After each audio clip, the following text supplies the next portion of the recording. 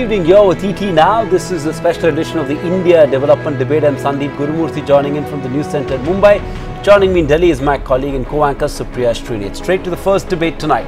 The much-awaited GST reset is finally here, but there's hardly much to cheer for the consumer. Barring some white goods like refrigerators and washing machines, prices are unlikely to fall sharply in the case of some essential items. Take the case of sanitary napkins, for example, which have now been exempt from GST. Experts warn that there is unlikely to be any reduction in prices, and to the contrary, they could even go up since companies will now be denied input tax credit. Also, there are instances in the past wherein companies refuse to pass on the benefits of GST cuts despite the government crackdown under the non-profiteering clause.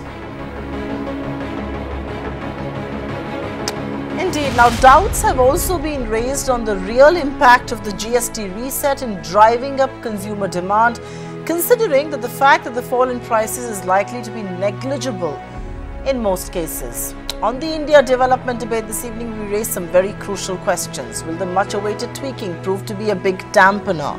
What about the impact on the fisc, given the big loss to the exchequer, 8,000 to 10,000 crore roughly?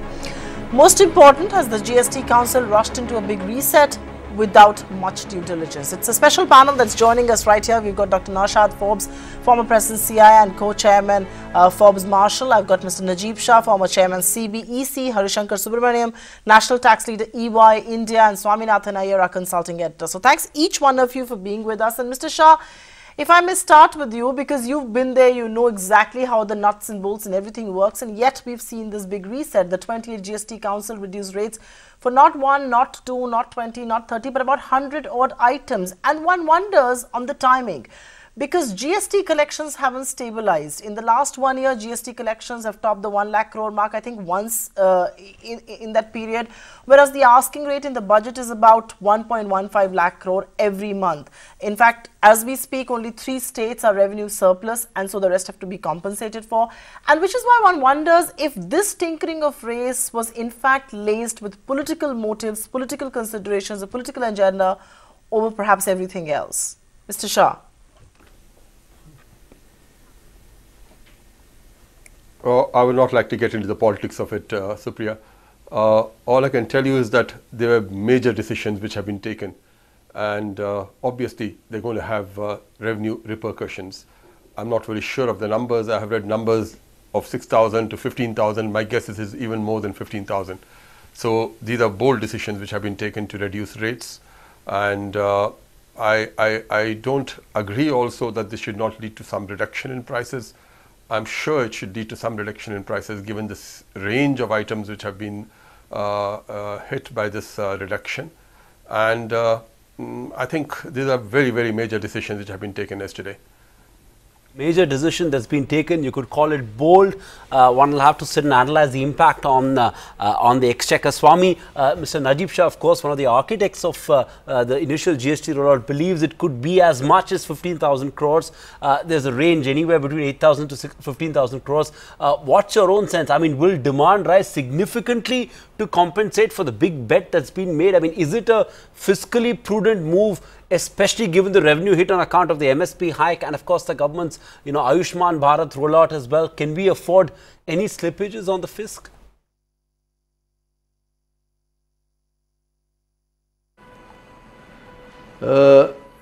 I would say they've taken a chance. They've taken a chance, but I don't think it is a completely unreasonable gamble. When you do cut rates, you also tend to get an increase in demand. So the total revenue is what matters rather than just the tax rate.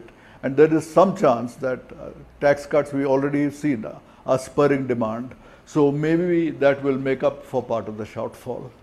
Let me just say that, overall, the whole GST was based on an assumption of revenue increasing at 14% per year, which is much faster than it was rising earlier.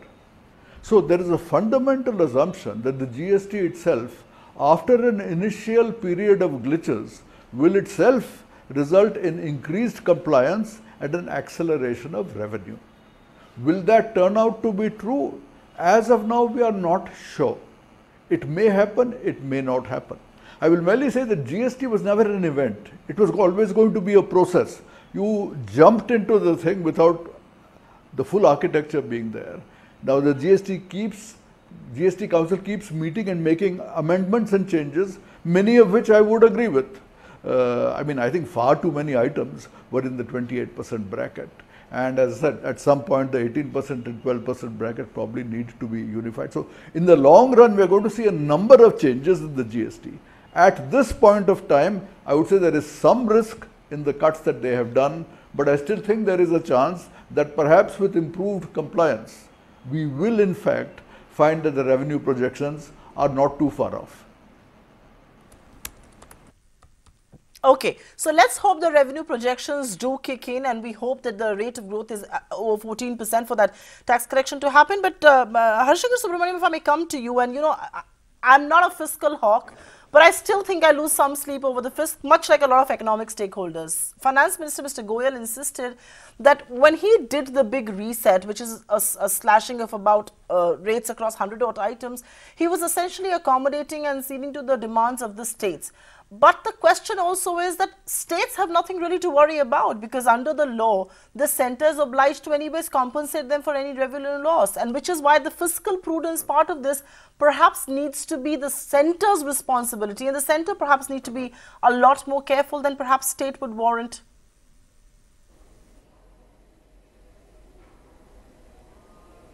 Supriya, to start with, I really don't know what those numbers of duty revenue losses, because you really don't know what those numbers are. I mean, I've heard all kinds of numbers, so I won't hazard a guess as to what could be the revenue loss by these changes.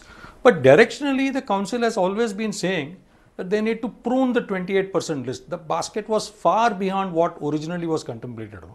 So that directionally is the right thing that they have done. Yes, there will be an interim revenue dip, but I think it's over a period of time. Look at the timing also. One would say, I don't want to talk about politics, but the timing is they've done in most of those products which are consumer centric right before the festive season. So I really believe that demand could also get spurred, and there could be some compensation by the demand that happens. So while directionally they exactly did what they were wanting to do, the timing could have been something that people probably didn't expect. But then they've done it right before the festive season. So whether it's consumer goods, consumer durables, the timing is right. So they're just hoping that the consumption would spur some demand and hence will make some compensation or fill some of the gap of the revenue loss that they have. But the revenue loss numbers, really one doesn't know what the real numbers are. But Naushad, Forbes, comment on that. How's the industry viewing this? Obviously, my sense is the industry would be happy with the, the sweep of items in which we've seen rates being slashed. Will this lead to a demand revival, especially given the fact that it's timed ahead of the festive season? And also, do you see a concerted effort towards moving towards 3 slabs, which is what industry has always been wanting, in the first place, and which even the Congress party, for example, has been pushing? So, do you see a concerted effort towards moving towards 3 slabs? So we see the changes that were made yesterday as being largely good. First of all, I think we have to see this convergence on, I'd say, 2 rates. Let's say, if we say the 12 and 18% rate, which will eventually probably converge around 15%, if we see that as one rate, if we see then as a rate, let's say, around maybe a 5% rate for certain sort of high consumption consumer goods, and perhaps a 0% rate for, say, food products. So I think seeing convergence around those 3 rates would be the right thing to see going forward. This is a step in that direction. I think the rates that we saw coming down from 28 to 18 are very welcome. The rates from 18 to 12, I don't know about. The rates going to 0, I would be concerned about, because I think as few things as possible should actually be excluded from GST. It should be that most things are included in GST such that you also get input tax credits in full. So I think there's some popular moves in these rates, things going to 0, which I think is actually wrong in the wrong term. But seeing many rates of 28% coming down now to 18 and 12 is very sensible, exactly the right direction that we should be going in. I also think that we should not ignore the various simplifications that were also addressed. Apart from the rates, the GST Council also took some calls on the kinds of returns that needed to be filed, when they needed to be filed, exemptions for companies with certain level of turnover. And all of that, I think, Absolutely. is again Dr. moving in Forbes. No. Yes. Dr. Forbes, compliance is something that we will deal with right up. Just give me a minute. We're going to come to that. Let me just take this across to Mr. Najib Shah. And Mr. Najib Shah, the GST Council did away with the practice of fitment committee, which actually vets the rate rationalization. And the fitment committee in this instance had actually suggested rate reduction of just 35 items. Rates were reduced for many more items. It had actually advised against reducing rates for leather, is what I'm told. Is it not a dangerous precedence that has also been set? I mean, the fact that revenue considerations perhaps have been trumped over, the fact that some sound bureaucratic official advice is not being paid heed to by the political class. I know you don't want to get into the politics of this, but this is a departure from how the fitment committee would review rates and rate rationalization first, and then it would come to the table. In fact, many of the items weren't even on the agenda for which rates were reduced.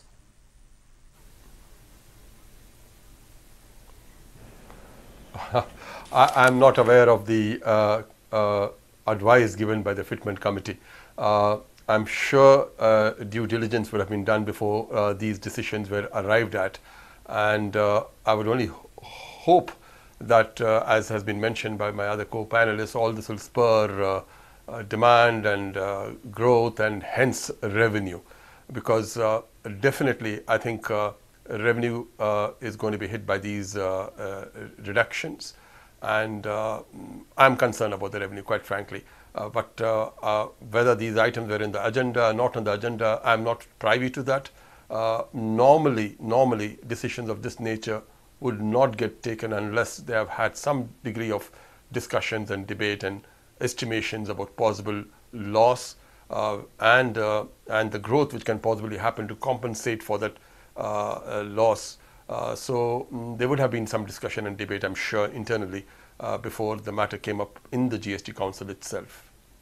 Harishankar Subramanian, the quarterly, let's talk about compliance. The quarterly return filing threshold has been increased to 5 crore turnover from the previous 1.5 crore. This impacts 93% of the over 12 million registered GST payers. What is the assumption here that in some sense tax evasion happens only for the big guns, and do you expect this to significantly boost compliance? Yeah, it will definitely simplify compliance for a majority of those return filers and assessees. So 90+% will come under this threshold. So obviously, to that extent, the ease of compliance of only filing quarterly, it's a big boost for them, because they were finding it difficult, and that was one of the pain points that the trade at this level was pointing out. So it will make a big difference. As far as tax compliance is concerned, that's a subject which is separate. Anyway, they're going to do a quarterly compliance. The payments are still going to be monthly. So fundamentally, the question is to alleviate the pain that this sector had, or this kind of MSME had, as far as filing was concerned. So from that point of view, this was something which was anticipated, and I think it's a pretty welcome move, because to that extent, it will ease the number of returns they need to file depending on the presence in the states that they have, Fair point. I'm going to talk about a specific issue, and this created quite a flutter on social media, and all kinds of congratulatory messages came in, till of course one saw the fine print. And Mr. Forbes, if I may come to you on this, the GST Council has reduced tax rate on sanitary napkins from 12 to nil. On the face of it, seemingly a very good move. It has been praised from all over the country. But has activism done more harm than good in the exemption of sanitary napkins? Because without input tax credit, the question is, will prices come down? Or, as a lot of people have raised concerns, that they could potentially go up, because there is going to be no input tax credit on this anymore. I mean, I'll give you my own view. My own view is that having exemptions is a bad idea. So having exemptions for any kind of manufactured good especially is a bad idea. So I think it's actually wrong to exempt any items that are manufactured, whether they are, why should we be playing this moral role of trying to decide what's good and what's bad for people to consume? I think we should leave it to people to decide for themselves.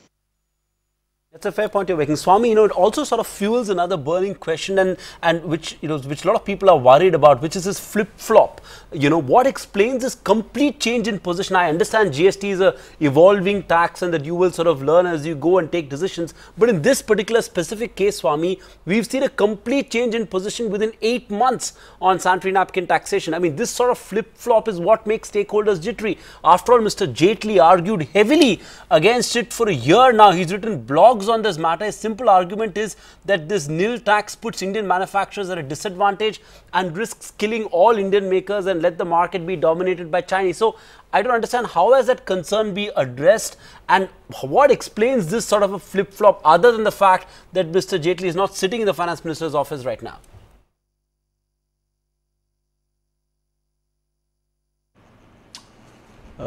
I'm sorry, I didn't quite get that. I could not hear that properly, Sandeep. No, Swami, I was asking what explains the flip-flop of the government on the issue of taxation of sanitary napkins, because till a few months ago, Mr. Arun Jaitley was aggressively arguing on the lack of a case for doing it, and he felt that it would actually lead to prices going up. And now we've seen the government take a completely different view.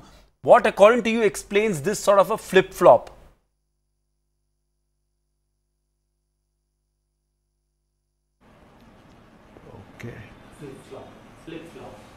Yes, I'm not quite clear what the flip-flop was on. I'm sorry. I'm sorry the reception is not good.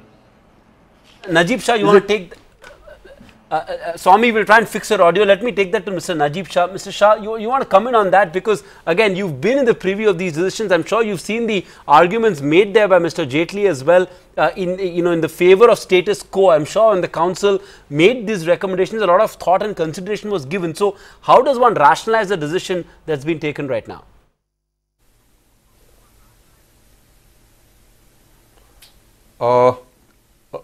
Only by saying that they're perhaps responding to a lot of concern being expressed by very many people across the country. Little realizing that sanitary napkins were always being taxed at rates which were higher than what the GST rate was for it. But I suppose that was a decision which was taken more in response to the concerns expressed by very many people who felt that this is an item which ought not to be taxed at all. And as has been pointed out by other co-panelists, I wish there was some tax, simply because a lot of inputs go into manufacture of this particular product on which taxes are being paid. So that credit is going to hang, and it may not help ultimately. I'd just like to mention one more thing, of which Mr. Iyer had in passing mentioned, about the fact that the tax to be paid for assessees up to the threshold of 5 crores is on a monthly basis, while the returns is on a quarterly basis. This is a major decision which has been taken, where in effect you have separated the payment from the filing of the return itself, which I think, I don't know, it will cause, again, in my opinion, some concerns about how are you going to match at the time of filing of your payment of your tax and the filing of the return. I'm sure the GST will be up to the task there. Okay, Mr. Subramanian, I want to have a quick small follow-up to this, that, has activism gotten the better of what perhaps could have been a little more rational decision? It's very emotional, it's a headline-grabbing decision of sorts, but even then. The other question that I think I want to ask you is that what explains the fact that there were ATF and natural gas was seemingly on the agenda and then were dropped at the very last moment? Wouldn't this have been a step closer to including petrol and diesel? I know it's not going to be a decision that can be taken in haste. Petrol and diesel, it's going to take a while for that to happen. But dropping off ATF and natural gas when this could have been easily included in the GST, what explains that?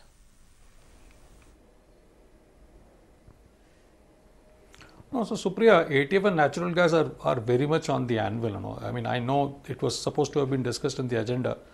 Well, the question is the timing, So when you say inclusion of petroleum products, natural gas, I would say much lesser in revenue implication, ATF much more revenue implications. So they probably will have to think through. They probably would have thought, let's see some more months of trends, or maybe another month of trend to see how the revenues are.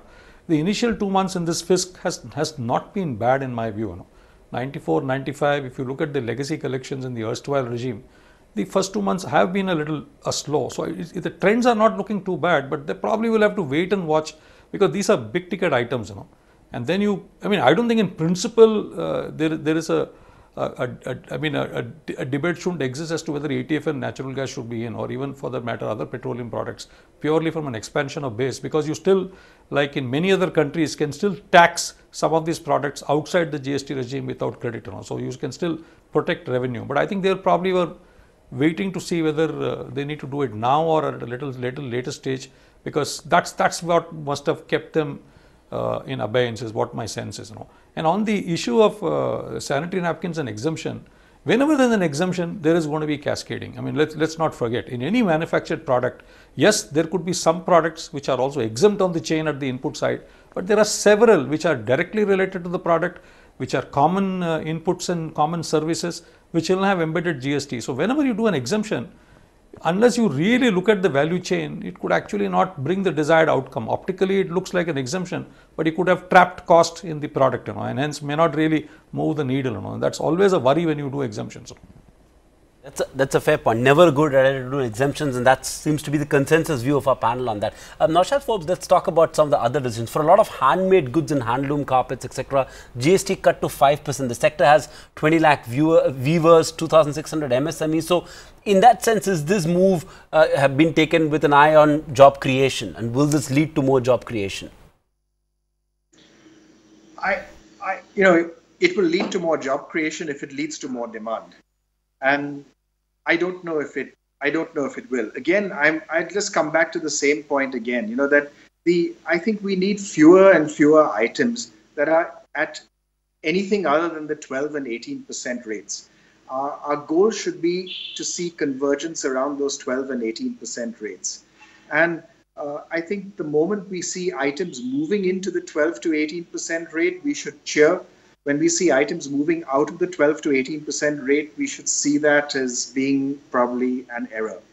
And so I am not in favor of items moving out, unless you say, okay, look, this is food products. These are food products, and food products are at 0%. I'm fine with that. But that should then be the only exemption that we actually go with. I don't see why handicraft items should be at 5% instead of at 12%. What is the logic behind such a move? By the way, I should say, what is the logic from behind such a move? Either from the revenue perspective or from the consumer perspective. Those are the two that matter. I don't think the producer perspective is that important. I think the consumer's perspective is the key at the end of the day. Right. I think it's the optics that matter a lot there, but just hold your thoughts, because I'm going to get to Najib Shah. And what we are picking up right now is that to offset changes in the GST, the government is mulling over a hike in import duty to shield the domestic industry.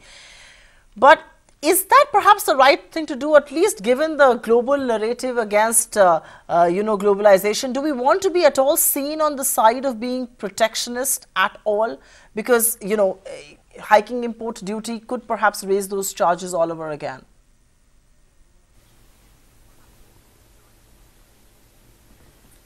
Look, Supriya, we have to look at the numbers, and quite frankly, yesterday's decisions obviously have revenue impact. It has to be made good somewhere. While demand is something which we all hope will get spurred, it is something which will happen in course of time. It's not going to kick in tomorrow. While the revenue impact is going to start kicking in tomorrow. Therefore, I think if the government is mulling over increase in import duties, and whether it's the right call, again, I do not know which commodities are being considered, but I think there would be a combination of revenue considerations and protecting some domestic industries also, which will go in the process of making a decision on this. Swami is never going to approve of such a move, so I'm not even going to, bother asking him. But Swami, this question is coming your way, because I don't think anyone else is going to talk about the politics of this. And so far, under Mr. Arun Jaitley, things were done or appeared to have been done under some sort of a consensus. But the scathing attack of the Punjab and Kerala FM move questioned the manner in which decisions were made at the last GST Council meeting, somehow casts a shadow on how changes to the GST laws were made. They insist that it sort of impinged on the state's right for proper representation. They have objected to rate reduction on consumer durable items, which they say was not on the agenda. Thomas Isaac calls the process undemocratic and non-egalitarian. So, in some sense, how are you reading this? I mean, does this risk the claims of fiscal federalism? Is it just a case of the council missing Jaitley's political acumen? How are you reading the politics behind the decisions taken in the council meeting?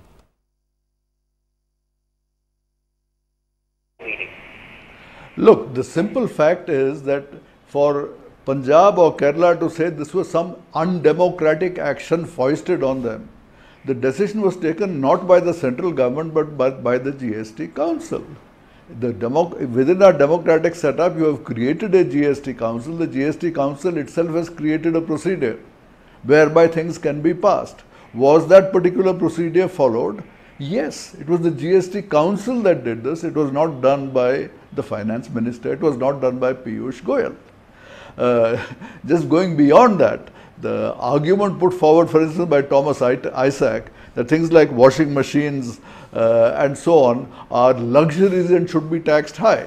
This may be Mr. Isaac's viewpoint. I would disagree with it, and the vast majority of other ministers at the meeting disagreed with it. So Mr. Isaac is entitled to his view. But you know, if the GST Council as a whole has taken a decision, then that should be the end of the matter. And I would say, you know, individual states may be disgruntled item by item. But the GST is a process. The GST Council has been created so that as new issues keep cropping up, as certain complaints, as certain suggestions keep cropping up, it should be possible to constantly tweak the GST regime. And that particular job is the job of the council, and the council is doing it. Now, to the extent that some people said various items came which were not on the agenda, that I would agree is a flaw. I mean, every item I think should be on the agenda. But if the GST Council in its wisdom decides to go through and take action even on items that are not on the agenda, if the GST Council is empowered to do so, what is wrong with its actually doing so? So as I said, I would say overall, we need to ignore what Punjab and Kerala are saying on this matter, and you will find that on various other issues, other states may raise an objection. But as long as it's the GST Council which is taking the decisions, it is fair, reasonable, and according to law. Okay, so Swami, hold that thought, because I've got to get a quick last question out of the way. And Supriya, may I ask you this question? Given the changes that we have seen, the big reset is what we're calling it here at TT now. 226 items began in the 28% slab. We're down to a 35. Are we moving to more convergence of rates? Are we moving to a really good and simple tax? Or given the exemptions that are now coming in, we are perhaps staring at some more complications that are up our way? If you can be brief, sir.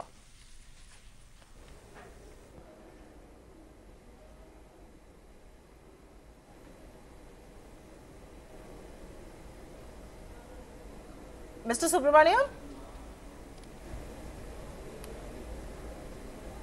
Okay, sorry, Supriya, I thought it was up to someone else. Well, you know what, definitely, directionally, the 28% category is going to have just about over a period of time demerit goods. You know. So to that extent, majority of the goods will fall between the 18 and 12 category. So to that extent, there is convergence. You know. Will we ever go to a single rate? I personally believe looks difficult, at least in the near future. Maybe difficult even otherwise, I feel, but definitely with 28% getting pruned and will get further pruned except demerit goods, we are converging towards 12 and 8. You will still have exceptions in 5, exemptions in some cases, though exemptions as a rule will create problems on cascading. So that's where we are heading, and directionally that is fine. Moving in the right direction. That seems to be the consensus view really of our panel. Timed out then. Harishankar Subramaniam, Swaminathan Iyer, Najib Shah and Naushad Forbes. Appreciate you taking the time and joining us on this GST reboot discussion on the India development debate. GST is not an event. It is a process at best, but instead of a piecemeal tinkering every now and then, why can the council not sit and do it in one go? Because it's precisely this repetition and confusion that raises questions of what's the real motive and adds confusion for consumers and producers. Indeed. Now also exemptions, like our experts right here insist, are undesirable and distort the very ethos of the GST. The Council needs to not give in to temptations of managing optics and take a prudent economic call each time they sit together. But on that note, we're all for the GST, and a good and simple tax is what is warranted for India. Thank you very much for being with us. Keep it with ET Now.